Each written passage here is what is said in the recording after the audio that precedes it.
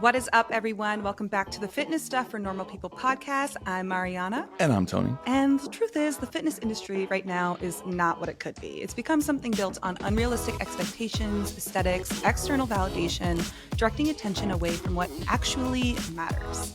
The bottom line is, we're not trying to provide just another fitness podcast, but completely change the fitness industry for the better by providing you with the knowledge and tools to give you confidence in applying the best possible evidence-based training and nutrition into your own lives.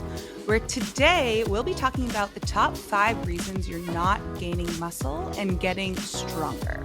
We did a very popular episode several months back on the top 5 reasons why you're not losing weight, and now we're doing the flip side of the coin. These are the top 5 reasons that can either make it so much harder or impossible to gain muscle and strength, even if you're doing everything else right. So I'm excited about this one. I hope you guys are too. Before we get into it, if you really liked this episode, the podcast in general, the easiest way you can support us is by leaving us a 5-star review wherever you're listening and follow us on Spotify. And if you want more after each episode, join us over on Premium for just $5 a month, where you get a bonus episode every single Friday where we answer your questions. That is less than a pumpkin spice latte at Starbucks, and it'll last longer than 10 minutes. But we do a bonus weekly episode every Friday, and so much more, like a $300 Legion Athletics monthly giveaway to all of our subscribers, complete training programs like the 12-week push-pull leg program that we dropped just a few months ago, and exclusive discounts along with so much more. Sign up for that is in the show notes below. And as always, we have a special shout out. They got a soft spot in our heart, our day ones, those who are sponsoring today's episode, Legion Athletics. They're our homies. We have literally worked with them from episode 1. And you know how much we love and use them on a daily basis, from their lactose-free Whey Plus. We got our favorite flavors. We argue about them. We're not going to get into that today. Their Bomb Rainbow Sherbet pre-workout, their high-dosed fish oil omega-3 supplements that actually gives you enough to make a difference. We love and use them on a daily basis. And if you ever need to re-up on your staples or try some new flavors or products, you can use the Legion link in our bio down below and type in code FSPOD, that's FSPOD, at checkout for 20% off your first order or double points for every order after that. I got through without screwing up. Didn't think that was going to happen. Tony's brain's a little all over the place. I know. My brain's been I feel in like 3 different time zones in like the last 4 days. traveling will make you feel like you're in like a different reality just because you're so all over the place. Yeah, it's freaking terrible. We've been having fun. Do we even work? You've been in Disney? Yeah. I went to Disney World. I told her to wear the Mickey Mouse ears, but she is not. I'm not. I can't fit them over my headphones either. So not a good enough wouldn't have been excuse. able. Disney's fun. My favorite part was one. I've never been like able to go and be an adult in Disney. I never thought that would be fun, but I went to Epcot for the first time and did the drinking and eating around the world thing, which I ended up drinking more and not really eating much, which wasn't the best because I don't really drink much at all. So it was the first time I drank in quite some time. And I was there from 9 till, we got there at like 10 and I was there until 9 p.m. So gosh, that's a long day. It was insane. Like I was definitely pacing myself, but that adds up. I did not feel good on Sunday.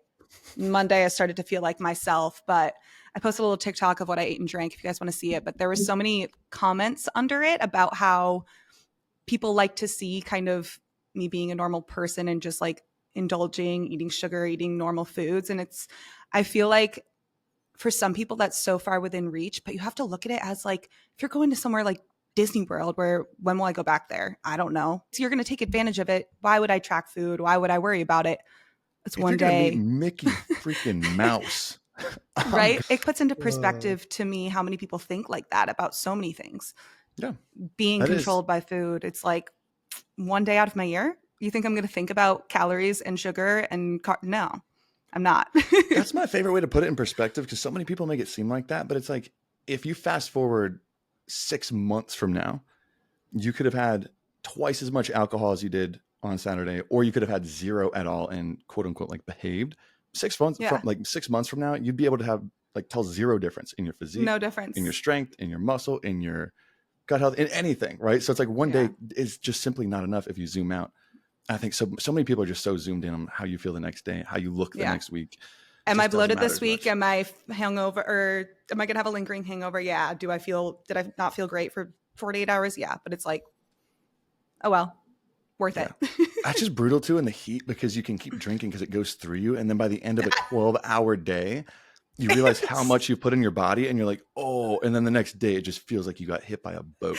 Yeah. I drank so much water and had liquid IV, so that helped. But Not a that sponsor, was my but weekend. shout out to Liquid IV for the hangover help. Yeah. Now, I'm pumped because you came up with this idea, and I'm shocked, I say it every time, that we haven't talked about it yet. But we had it was one of our, actually, I think it was our top 10 episodes of all time, was the 5 reasons, or the top 5 reasons that you're not losing weight. But we haven't talked about the flip side of that coin, right? Which is the top 5 reasons why you're not getting stronger and building muscle, which so many people also run into. I think that's probably where most people hit plateaus, is once you get your goal weight, there just seems to be a ceiling where people run into when it comes to strength and muscle after they've been working out for a few years. And this is what we want to kind of talk about, is how to get past that. And if you're wondering too, just sitting here, we've talked about how important muscle is. Did we have was it a protein episode, or have we done an episode just on muscle and the importance of? I feel like we've done an episode just on muscle mattering. I don't remember. We've talked about so much. So in my brain, it feels like we've done an episode on everything, even though we've only done like 80 something episodes. Yeah. But it's important, not just from an aesthetic standpoint, right? From just functional independence, or how capable your body is, from injury prevention to longevity. We've talked about health span and lifespan. Health span is the actual quality of your life that's improved by muscle and strength, regardless of what you want to look like. And then too, if you do have any aesthetic goal, usually more muscle is going to help you from that standpoint, right? Mm-hmm. So muscle is important from every aspect that you look at it. So we put together our list of the top 5 reasons why you're not building muscle or getting stronger. And there is a slight difference in there. And we're going to go down this list. I don't think this is any particular order because they're all pretty common, these top 5 reasons. Would you rank any other over the others, or no? I don't think so. I think it's pretty, like, they're all evenly distributed. I wouldn't see one that ranks over the other. Maybe there's some that people almost don't believe more than others, but yeah. Or maybe more common than others, which this first one that we're starting off with might. So the top 5 reasons that you are not building muscle, starting off the list with number 5. And we've mentioned this before, but I'm excited that we get to dive deep into it, is that you're working out, not training. You're working out, not training. And I know a lot of people hear that and they're like, what is the difference? What's the difference? What do you mean I work out? Yeah, of course I work out. Now, the best way to guarantee that you're not going to make any progress is to just not go to the gym. The second best way to make sure that you're not making progress is to go to the gym and not have a plan, right? Most people are just working out. They're not training. And I want to almost put that working out in quotes. And that's why they're not making progress. Working out, in the terms that we're using it, is doing random exercises, sets, reps, rest times, etc. And it's fun, but it's different every single day. And you're not going to make it far past the beginner stage by doing that. One of the biggest problems that we've also talked about with those HIIT classes, like Orange Theory or F45, is that they do something different every single day, which is not a good thing. Now, training, on the other side of that, training is a more methodical and intentional plan of working out to achieve a specific goal, right? Where every exercise choice, set and rep count, and workout builds from the last one, hitting the same exercises week after week and progressing small parts of that, or of each workout, every time you go in. And just to kind of give people a little bit more perspective of how this works into it, I'm going to use a cooking analogy for you. Ooh, okay. This one's more tailored to you. But just working out is like tossing random ingredients from the fridge into a pot and just hoping it tastes good. A training program is like following a recipe from a master chef or Mariana, right? Each ingredient or exercise is carefully chosen, and the cooking time or sets and reps is precise. This is going to lead to a delicious result, right? Or something that you can actually count on. That's the difference between working out and training, and why having a training program is so important, right? Applying progressive overload is impossible to guarantee if you're just working out. You need structure that you can build off of. And no, it's not as exciting but it's what makes progress when it comes to muscle and strength, especially past that beginner stage. And I think that's the big part of it is you can make progress doing almost anything as a beginner if your Yeah. nutrition's lined up, but it's getting past that beginner stage. And that's where I think a lot of this, I think most of these 5 run into is getting Yeah. past that beginner stage.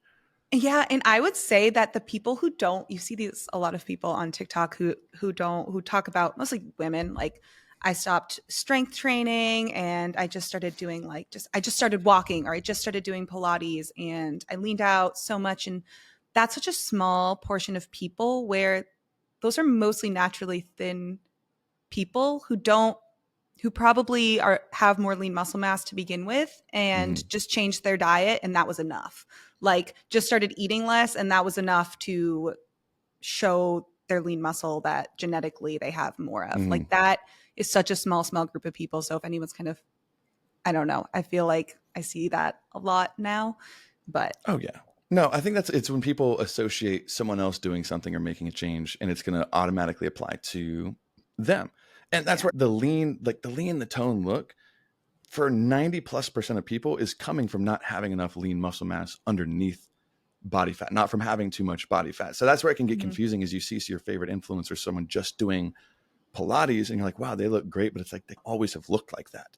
yeah, Is the problem. It's not like they just started Pilates and they used to look like you or someone else and then they transformed into this. It's that they already looked like that to begin with, and that's the genetic component.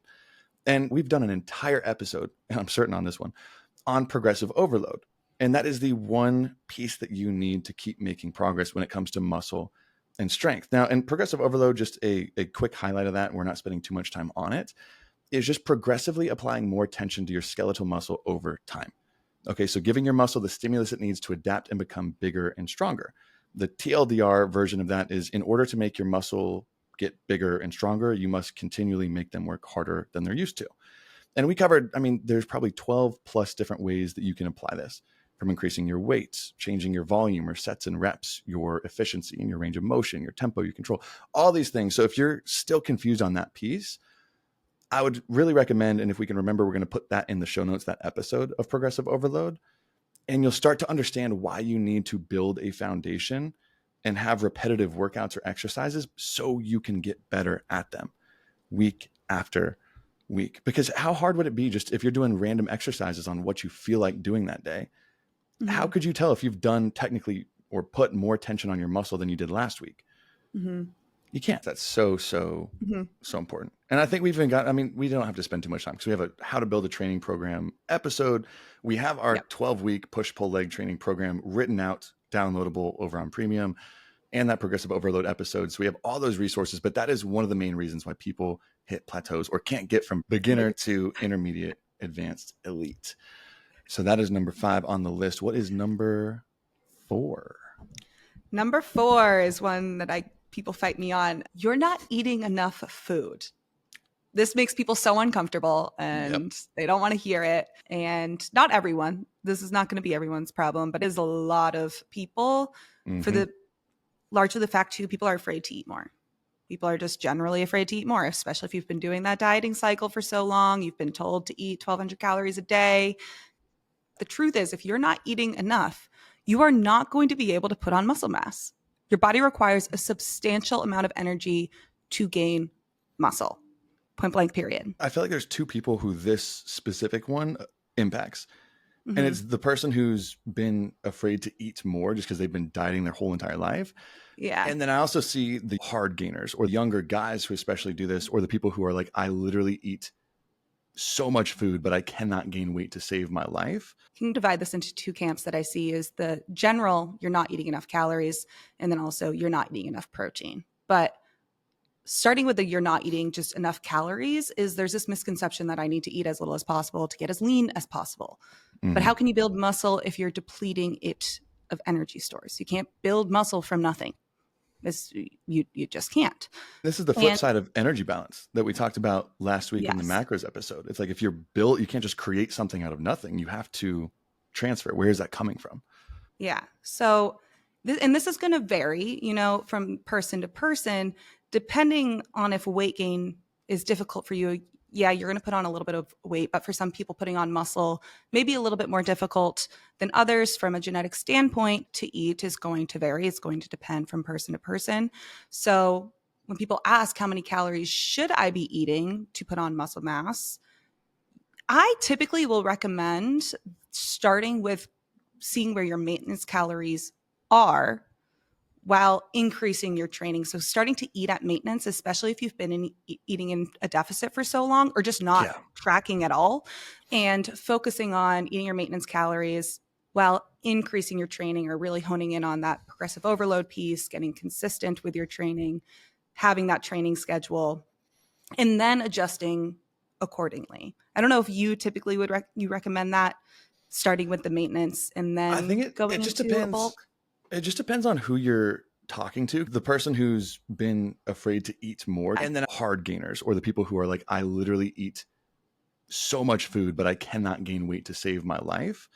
For Yeah. them, it's a different story. But for those who are trying to, yeah, maintenance is a great thing. Because honestly, the cool part is you can still build muscle and strength at just maintenance. If you've been dieting for so long, at least initially, Mm-hmm. you'll hit a plateau Yeah. for sure, but it will get you comfortable with how your body composition actually changes when you eat more food. So I Yeah. think if you're Yeah. starting from that dieting only perspective, that is a huge, like a great transition or bridge to get you to actually eating in a surplus. Yeah. Yeah. Especially because you're not, if you've been eating 1,600 calories a day, jumping up to, increasing by 600 calories is not what you want to do. You want to slowly start to increase and make it more realistic. And then typically you don't, if you're going into more of that lean bulk, we have a whole episode on Mhm. how to do a lean bulk properly. You don't need to increase your calories by more than 10% of the calories that you burn each day. So you're finding your total daily energy expenditure, increasing that by 10%. You typically don't need to go above that if you want to do a lean bulk. Yeah. Some people will. If you really struggle to put on muscle mass, you might need to do a little bit more, but it doesn't need to be that drastic. And it is something that is going to require planning. Our society drills into your head to just eat less, move more, eat less, move more. And when it comes to building muscle and strength, that is not at all the case. And I mean, so many women, they want to build a huge ass and are too afraid to eat more food. And you're not just going to be, it's not going to come from nothing. Your ass is not going to come from nothing. It can be as simple as that. Just, it has to, you need something to grow. And I feel like that really just leads into the protein piece too. Again, you need to eat sufficient calories. Some people may be eating sufficient calories, but not eating enough protein. And we talk about protein all the time. But if you're not eating protein, you will not put on muscle, period. It is the building block for building muscle. And it is going to make your life so much easier. It's going to make everything so much easier if people don't do it. And I think, one, sometimes people underestimate how much they need. They don't really track it at all, think they're eating enough and actually aren't. So first thing is figuring out how much you need, really understanding that the essential amino acids, so those are the building blocks of protein, stimulate protein synthesis, building of new muscle. And they prevent your body from using existing muscle as fuel during workouts. So they help prevent that protein breakdown. You're breaking down protein after a workout. You want to minimize that as much as possible so that you can create more protein, build more muscle. Understanding the why, I think, can be really helpful with putting this into execution, with how it's not just everyone spews in your face, eat protein, but really understanding why your body needs it to grow can be helpful. How much you need is going to vary from person to person. For putting on lean muscle mass, I typically say around 1.2 grams per pound of lean body mass. Some people will say 1 to 1.2. You can also go on the higher end. I always hate to be hard on my protein recommendations because so many people will have something to say. They just argue. But it's not as exact. Like it's not as precise as so many people think. It's like the difference between 1 and 1.2. You're probably not going to notice a difference. Yeah. And people will argue and die on that hill for some stupid reason. But that's where the calories in versus calories out, and then that progression into if it fits your macros kind of style.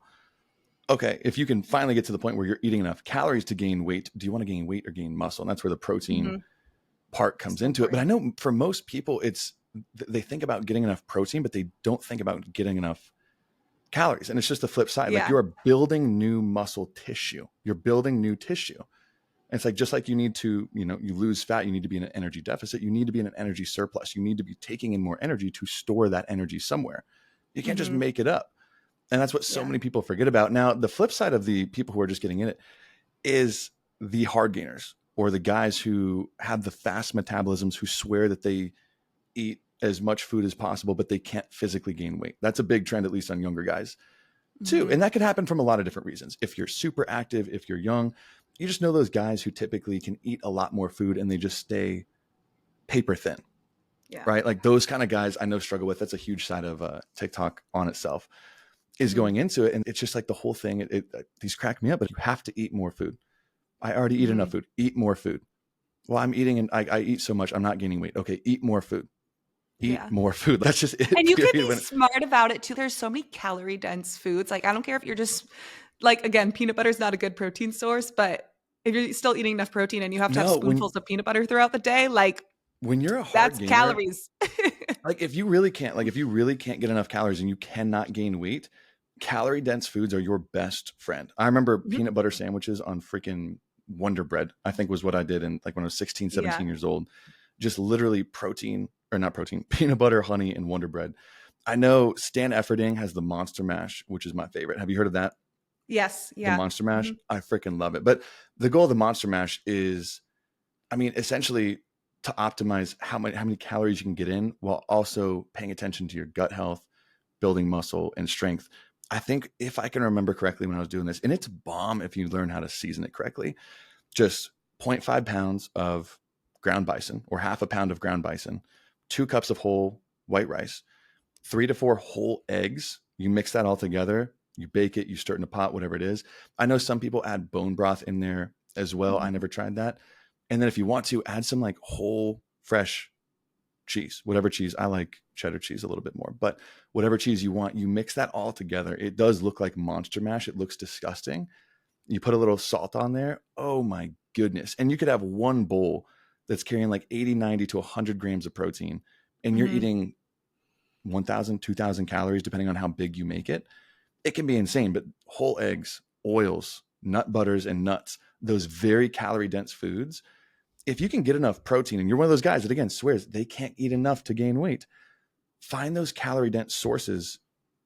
As long as you're getting enough protein, if you can get enough calories to where you're now gaining weight, you're going to be putting on muscle if you're not going overboard. Yeah. That's the big part of it. That just threw me back. I loved Monster Mash. Yeah. I That might is, bring that and back in my life.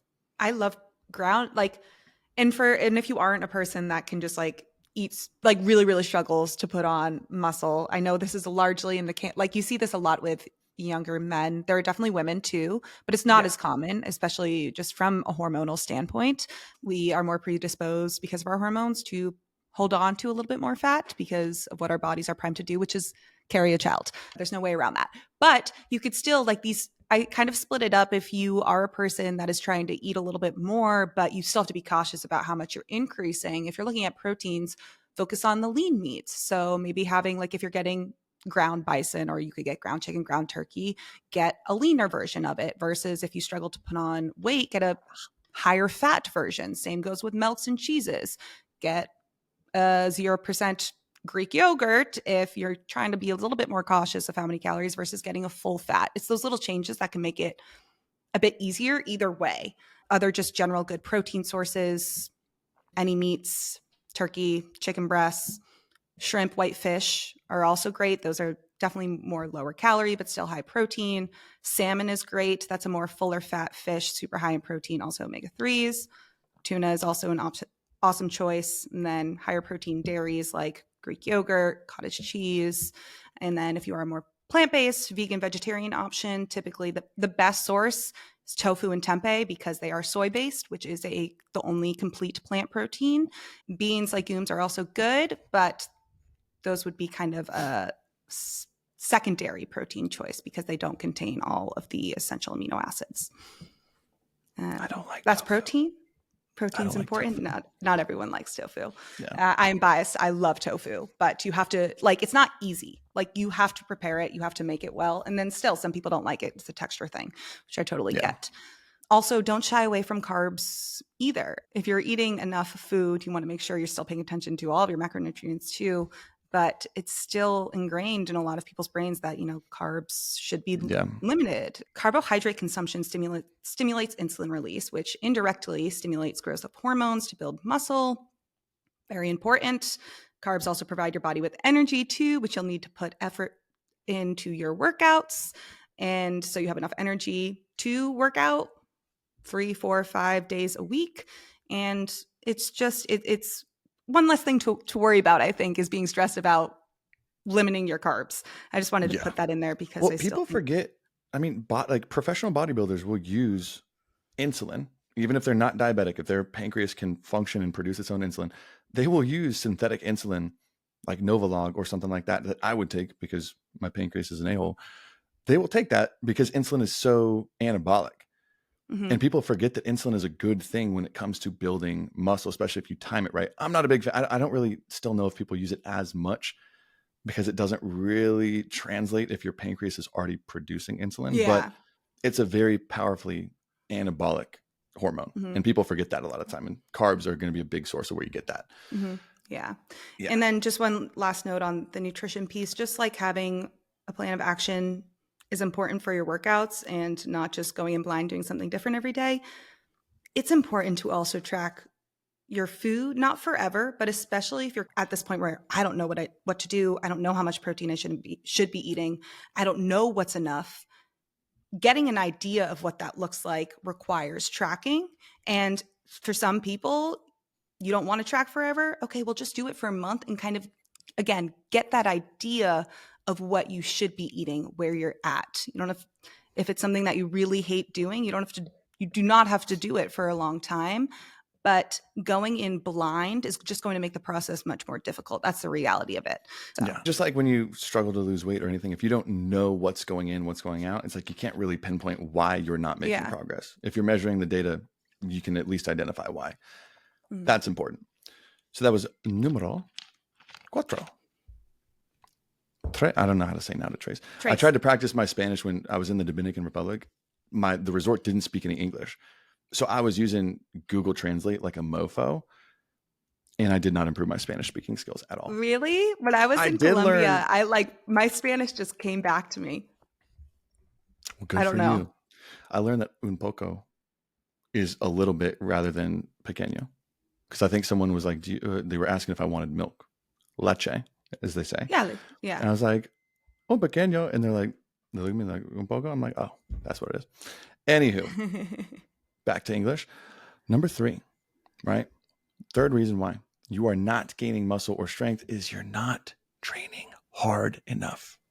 You're not lifting heavy enough weights. You're not training hard enough. And these are all big reasons, but this one's huge, especially people that are just going through the motions, I think, at this point. Now, most people, when working out on their own, just do not push themselves hard enough to keep building muscle after that beginner stage. And a cool study was done from researchers in Brazil that highlighted this. They instructed individuals to choose a weight that they would normally do for 10 reps on the bench press. So they asked them, okay, how much weight would you put on? Your goal is to do only 10 reps on the bench press. After that, they then had them actually do that weight for as many reps as they possibly could, like until they had to physically pull the weight off their chest. So complete failure. And here's what they found. Only 22% of people got 10 to 12 reps with that weight, which is usually where you want to be, or most people would argue where you want to be for building muscle and strength, at least past the beginner stage. 22%. So 1 in 5 people were training hard enough in that sector. 31% got 13 to 15 reps, right? Meaning they left about 3 to 5 reps left in the tank, which I wouldn't consider being junk volume, which we'll talk about in a little bit, because it has a little bit of a use, but you're going to have a very hard time if most of your training is coming in that 3 to 5 rep range, making long-term progress going from beginner to intermediate to advanced. 47% of them were able to do 16 to 20 plus reps with the weight that they thought they could only do 10 with. Nowhere close to failure. Almost half of people that were doing this. right? And I think this is why most people run into this problem, especially if you're newer to weight training or you haven't had a coach or you haven't had a team or like a partner to really push you. It's like when you first try to ride a bike without training wheels. Most people, and this is the funny part, most people wouldn't pedal fast enough, right? Or they wouldn't lean too much to one side because they were afraid they're going to fall or get hurt. But usually pedaling a little bit faster, going faster, leaning harder in, that's usually the extra push that gets the balance and bike moving smoothly, right? So just like in the gym, when people play it safe and they're not pushing themselves too close to failure, they're not going to make it past the beginning stage. That's just where it comes down to. And a good test for this, and we're going to talk about the RPE scale, which we did in a round robin on that, right? Yeah, we did. We also just got a question on our premium page about this, so hope we'll be able to direct them to this as well. Probably this week. Mm-hmm. Anywho, the RPE scale is a great way to account for this, but I mean, test yourself out, right? Do what the researchers did on yourself. Go into the gym, pick whatever weight that you think you could do. I would say an exercise that you could feel safely on. So maybe instead of a chest press, doing like a machine chest press instead of a bench press where the bar might just crush your head. But choose an exercise that's safe to fail on. Choose what weight you think you could do 10 times, and then just physically go. Not until you're tired and you don't want to do another rep, but until you physically cannot press the bar further. See how many reps you actually get, right? Test yourself. And that's where I know we talk about this all the time, but we're not huge fans of training to failure consistently. And that's because you're just usually going to rack up more fatigue without any more hypertrophy benefits. But training to failure has its place so you can actually, I think, test yourself and see where the hell you are, how much weight you should be lifting. Because so many people just keep coasting for months and months without checking themselves and saying, where do I need to be? And I know we talked about the RPE scale back then. So if, again, we can remember, we'll link it. But if not, it was in a round robin episode from a few, I think just months ago. The RPE scale, it's essentially, it just means the rate of perceived exertion. It's a scale that you're rating yourself on a scale of 1 to 10, right? Just to help you measure how hard you're exerting yourself during exercise based on the weight you were using. And essentially the goal of it is to make a more subjective rating into a more objective number. And that's why it relates back to RIR, how many reps you have left in the tank at the end of the set. So we're not going to spend too much time on what that is or the breakdown, because we did that was a really clear breakdown I think we did before, right? But that's a huge reason why I think people aren't making progress. And honestly, this just popped in my head. If you're constantly training to failure, you might be training too hard to rack this up, because we talked about this. I don't even know if we had an episode, but if you're constantly taking things to failure, your fatigue builds up quick. And although you might be able to work and do more reps or more weight on that first exercise or two, by the third, fourth, or fifth exercise that you're doing that day, you're going to be gassed. You're going to be wasting your time, wasting your sets, because you can't put up half the weight that you could be if you actually just stopped yourself a few reps short. So you could actually keep going throughout the entirety of a workout rather than the first 15 minutes. That's the one reason I see training to failure being useful. How often do you use training to failure with clients, with yourself? Definitely in the beginning. So if you're just starting a new training program, or even if you haven't been trained, you took a break to kind of see what you're at. But I would say I kind of gauge it in terms of so in the beginning, and then kind of based on how much you're progressing. So definitely if you feel like you're in this plateau period, finding, okay, like let's go back. How close are you training to failure? Getting that understanding. For some people, it's like, it's like that epiphany of like, oh my God, I thought I was training close to failure, but I haven't been at all. Yeah. This is it. And then we get back there, start progressing again. So I kind of just use that as a gauge throughout, and then make sure, okay, once we start to feel like we're not progressing as often, let's just mix in a time where we're training to failure, seeing where that is again. Yeah. I mean, I catch myself, I've been training for 10 years and I still catch myself on some of the accessory movements like bicep curls or something like that, where I'll just be using the weight because that's the weight that I've always picked up for the last few weeks. And then I'll take it to actually failure on the last set. And I'm like, oh, I was kind of being a bitch. I could have gone a little bit bigger. But to the flip side of that, and I remember, I think it was that episode, and we reviewed a pretty cool systematic review, I think from the University of Sydney. And it was looking over 8 different studies that were actually comparing training to absolute failure versus just stopping short failure, or 1 to 3 reps of. And you noticed a big jump in hypertrophy or size gain, yes. But I think this is where a lot of people run into a strength plateau, is that there was a consistent advantage to the non-failure group the non-failure training group, right? The people leaving 1 to 3 reps left in the tank, specifically when it came to strength increases. And especially as you go on, or especially intermediate to advanced, you do need to get stronger if you want to continue getting bigger, right? You need to keep being able to lift more weight over time. And that's where so many people get confused, because they think if they want to be stronger, those lower rep heavy weight exercises, that you need to be taking it to failure. I'll notice this when I put, just a stupid example, when I post my morning, if I like do a bench press and I do 315 for 3 reps, and people will comment back and they'll be like, why'd you stop? Like, you could have kept going. I'm like, yeah, that was my RPE, like 5 or 6. Like, I intentionally left 4 or 5 reps left in the tank so I can get better at that movement. And we did that whole strength training episode with Joe Stanek a while back, and we highlighted how important that is. Your strength is almost more neurological, just going through the motion, getting better at it than anything else. So specifically when it comes to strength, but even muscle size, that's a big one. That's a big one. So that was number 3. Shall we go to number 2 and 1? And 2 and 1 kind of go hand in hand, right? 2 and 1, I think, are 2 sides of the same coin. But I'm excited to talk about this because we haven't actually talked too deep on this. Number 2 is that you're overtraining. Overtraining, which the flip side, maybe you could think of coming up next for number 1. Have we talked about junk volume in depth on this podcast? I really can't remember us talking about it. No, I don't think so.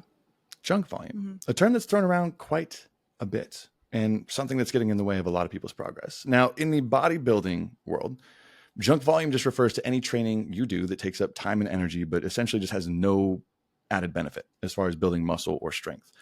So junk volume, I know you can think of it like this. Think of it like a glass of water, okay?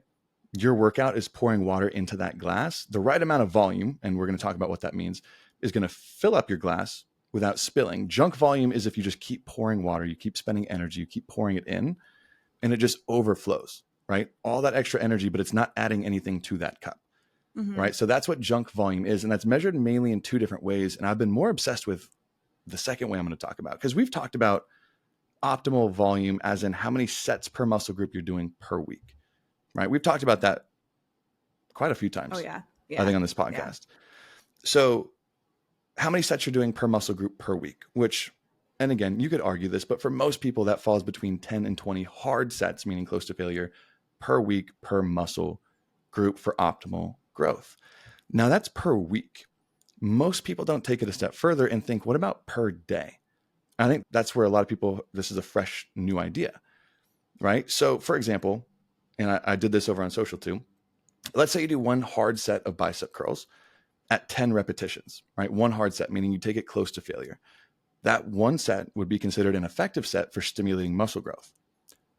And if you did 2 sets, almost identical, they would both be equally effective for muscle growth. But what if you did 10 sets of bicep curls? What if you did 15? What if you did 20? What if you did 30?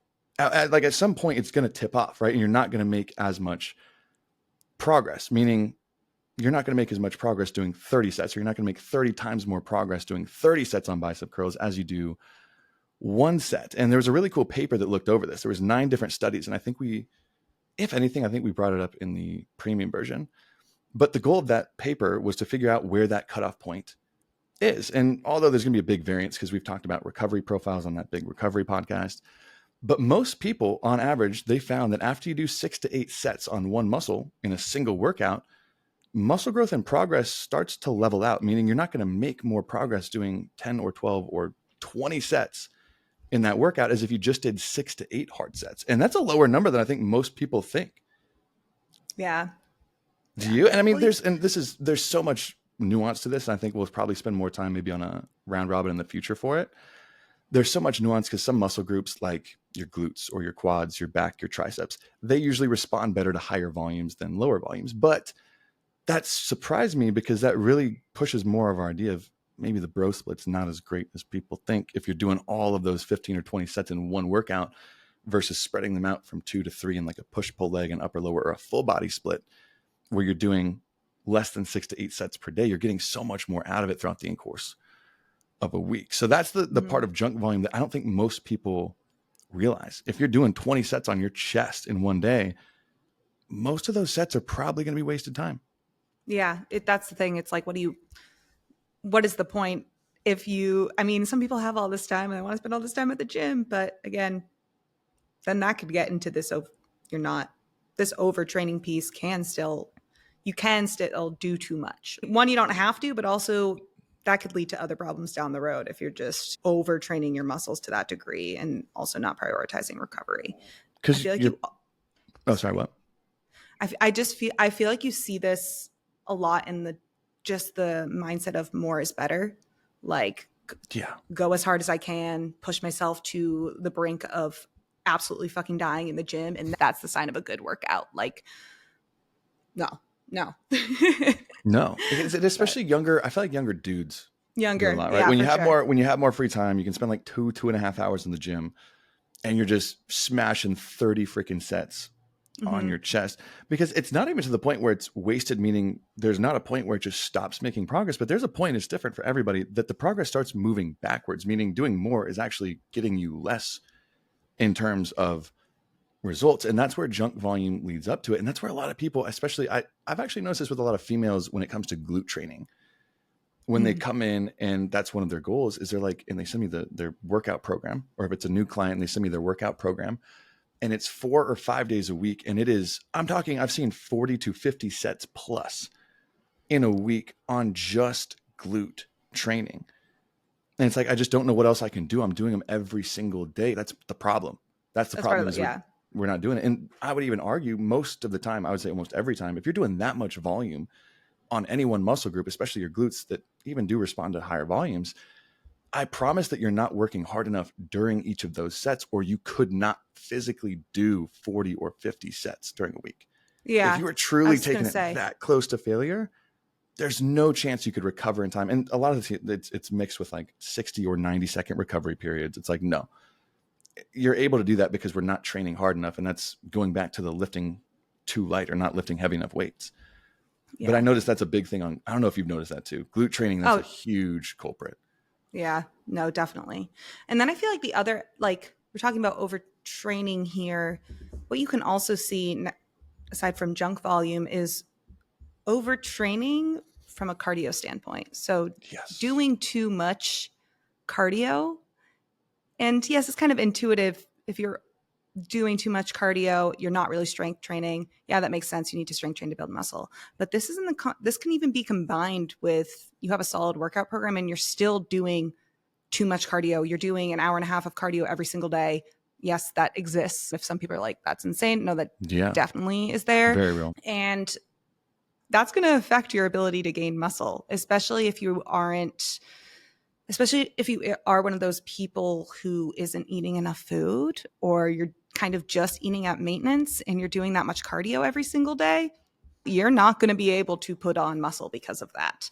And I feel like a lot of people don't think about that. And cardio shouldn't be your priority when it comes to building muscle. But people still get really obsessed with it. And it can help to a point, because I know there's some people for sure. And that's not because I know the only reason I'm saying that is because every time that I say cardio shouldn't be prioritized if you want to build muscle and strength, people automatically hear Tony and Mariana hate cardio and you should never do it. It's like, no one ever said that. I'm big team. Cardio is so good for you. Everyone should do cardio in their routine. Everyone should move. Very important. Well, and having a good cardiovascular system can help you recover from exercise better, allowing you to do more over the course of the week, which will allow you to keep progressing further, especially in those later stages. I see a lot of people get stuck on the edge of intermediate or advanced to elite because their bodies can't handle anymore. And a lot of it's because they don't even think about cardio. They don't think about it. Mm-hmm. And yes, weight training improves your cardiovascular health to a point. But if you actually work on it through cardio, you can handle more. You can recover quicker, recover better.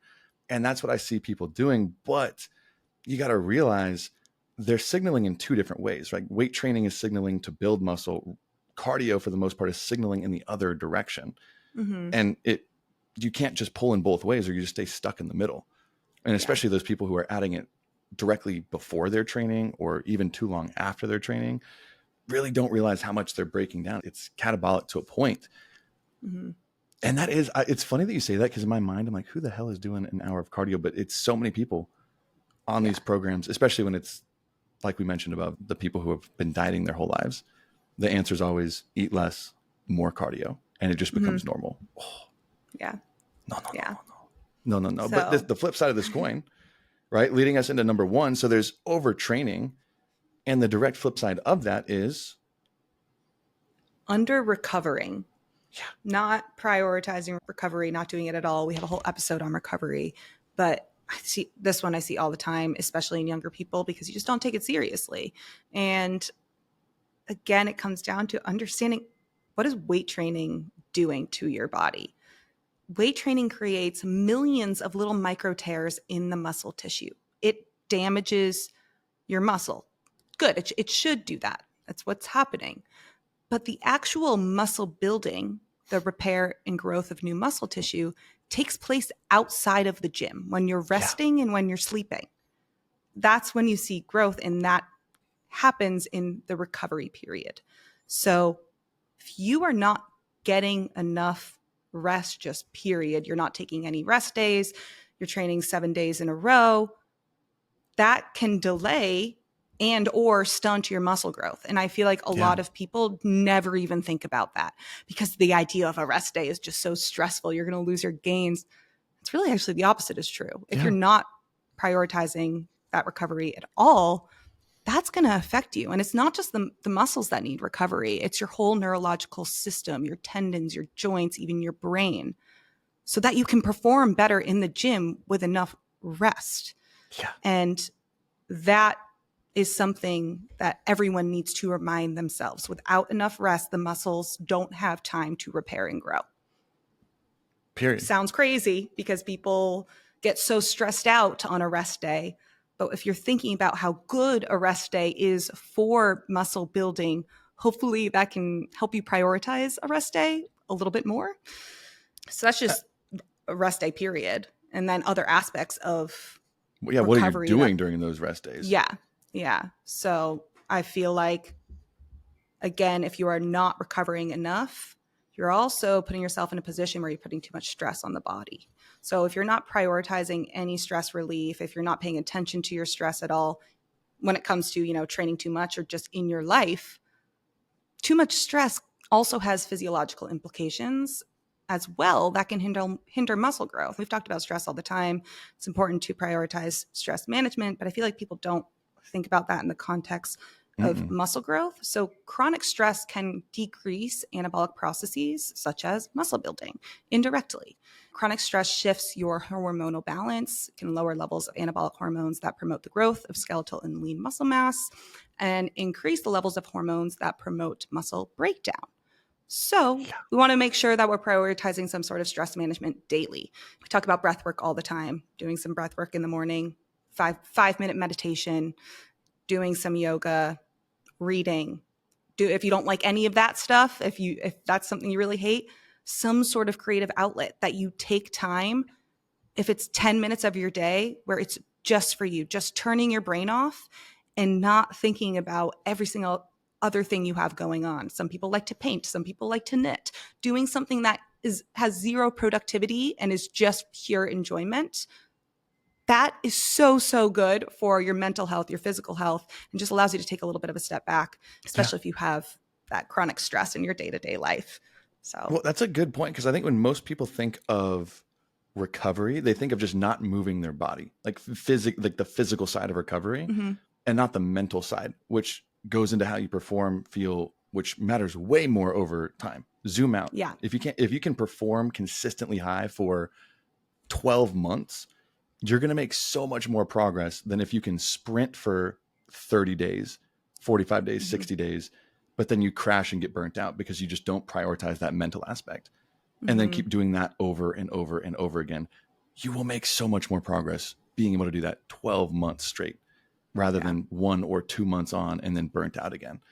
So much more, because so many people, and the physical aspect's important too. And again, we'll probably link it. That recovery episode is so, so, so big, including active recovery, what you're actually doing.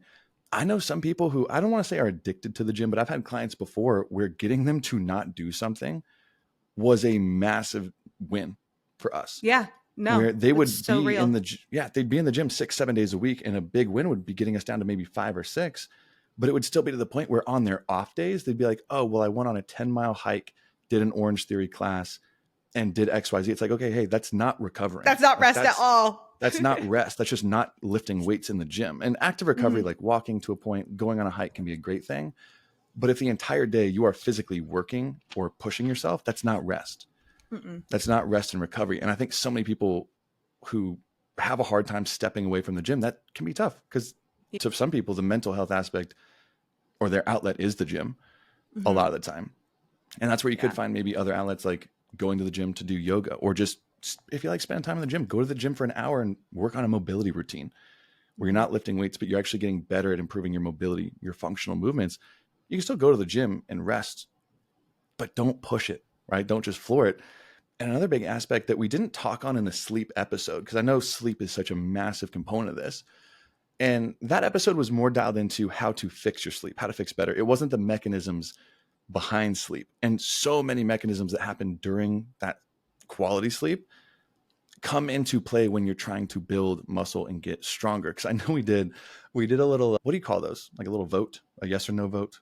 Is there a better word for that? Or is it just a vote? A poll. A poll. There we go. A poll. We did a poll after that episode. And it's like, hey, do y'all want to learn about the mechanisms of sleep? Like what's actually happening? And I think it got like 98% of people said yes. And this is where a lot of them come into play. And I know you mentioned the hormonal impact of, just sleep we mentioned, but 3 of the biggest aspects of sleep are the hormonal benefits that you get from quality sleep.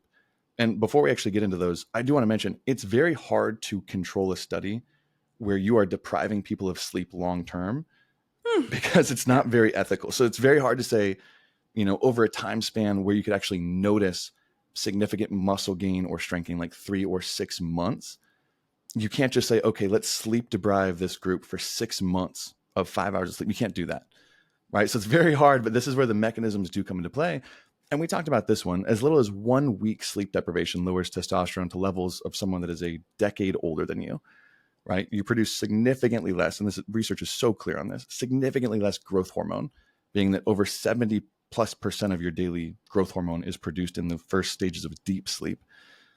Very anabolic hormones, those two, for recovery. And then cortisol, like you said, a very catabolic hormone to a point, decreases during the initial sleep hours. And it seems to actually spike the night following a bad night's sleep. So if you're constantly ignoring sleep, going out late, doing these things, and you're not prioritizing sleep, your endocrine system is now pulling you backwards.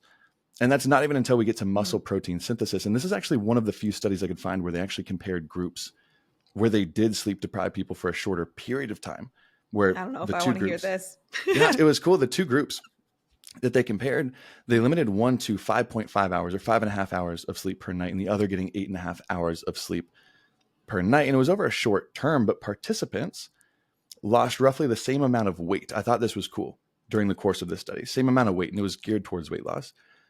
But the group that slept 8.5 hours, right? Or I guess when they slept 8.5 hours, more than half of the weight they lost came from fat, where the group that only slept 5.5 hours, only a quarter of that weight loss came from fat, meaning they lost almost all muscle. So during the 5 hour or 5.5 hour sleep condition, participants lost more than 50% of that weight coming from fat-free body mass, mostly coming from muscle, and only 20% from that 8.5 hour group.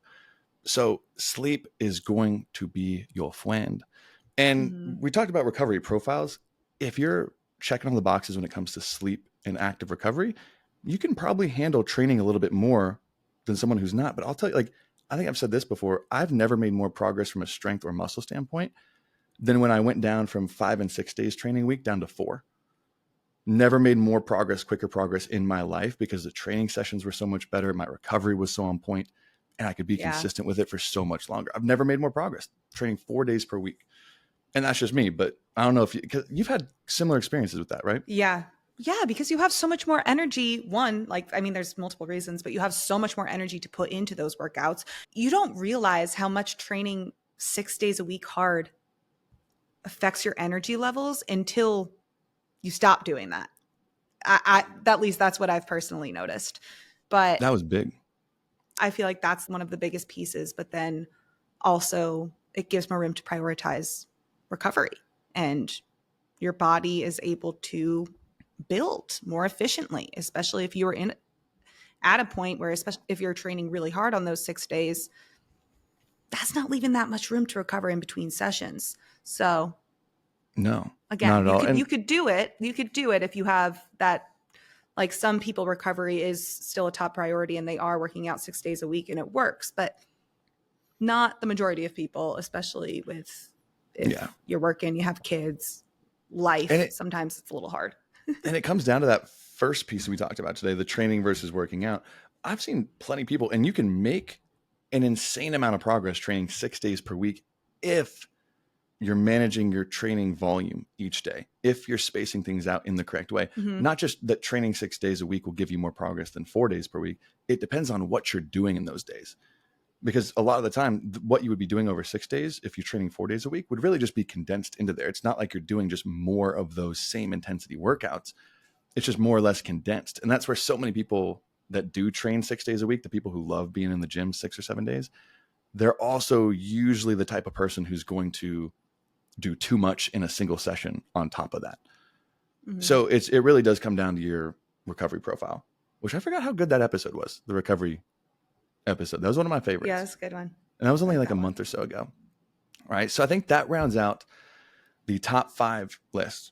So to keep it fresh in your head, number 5, if you're just working out, not training, that's a big reason why you might not be building muscle, right? Get on a program, get on a plan.